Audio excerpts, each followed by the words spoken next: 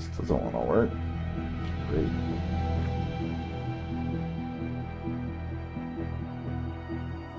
Yeah, it was okay. Not the best.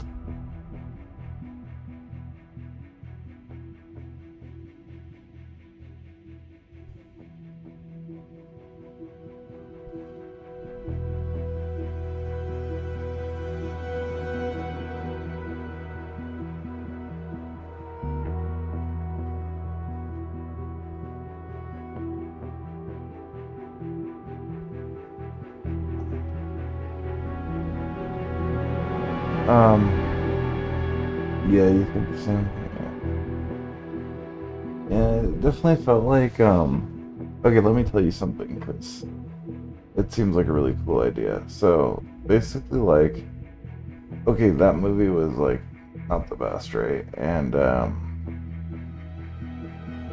it seemed like it was kind of dumbed down for, like, audiences that hadn't really seen The Mandalorian. Like, you could have easily watched that and never seen The Mandalorian show whatsoever, right?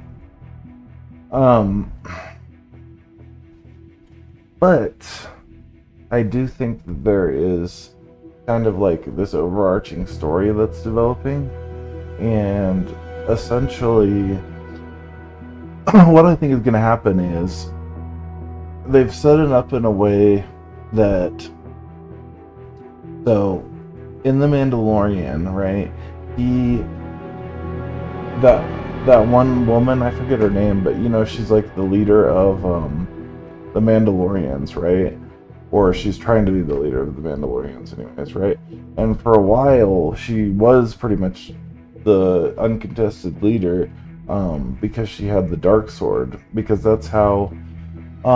every single um, that's how every single ruler of Mandalore has been decided. It's the person that has the dark saber, right? But the only reason that's the case is because um, the Mandalorians were always split for a long time in their different clans, and at some point, I forget the name of the character, but essentially there was this guy that was Mandalorian, and he also yeah, we're doing deep dive, but he also became a Jedi essentially. So he was like Jedi and Mandalorian, right? So that's why he was able to forge the dark saber, because he had the knowledge of the Beskar and how to make Beskar weapons, but he also had the knowledge of the Jedi, so he was able to forge lightsabers. Oh, what's up, right guy? How you doing? Yeah. So yeah, like, because he was able to forge the dark saber, because he was Jedi and Mandalorian, he was, essentially like really powerful, right? And he had that dark saber, which was important because um, it could actually cut through Beskar to some degree. Um, so okay, where we're at now in the story though is that at some point in the Mandalorian show, the dark saber got broken, right? And when the dark saber was broken, that was a big deal because um, if the dark saber is broken, then that symbol that the rulers need to show that they're the true ruler of Mandalore is just not there.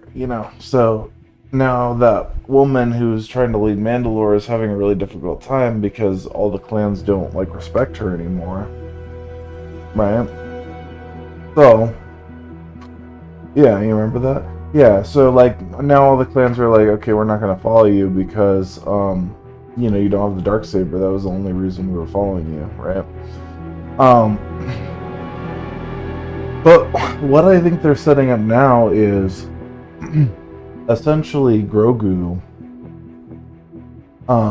he's obviously force sensitive, right? And he's studying to be a Jedi, but he he decided not to take on the path of the Jedi, right? So instead, he's taking on the path of being a Mandalorian, right? So he's gonna go, um, with the Mandalorian, and he's gonna learn from him and stuff like that. But also, what I think is gonna happen is that the Mandalorian is very involved, like in you know, in communicating with the person in the Mandalorian that forges all the Beskar weapons, right? Because the Mandalorian is like one of the most heavily armored Mandalorians that there are, right? Heavily geared, right? Because he's been able to acquire so much Beskar. So I think that's going to continue to be the case, and most likely what's going to happen is Grogu is going to learn from the Forge Master, and he's going to be able to start producing weapons himself. And then at some point, I think he's going to, obviously, right? He's at some point he's going to study the ways of the Jedi and become a full-fledged, Jedi Master. And at that point, he's going to have all the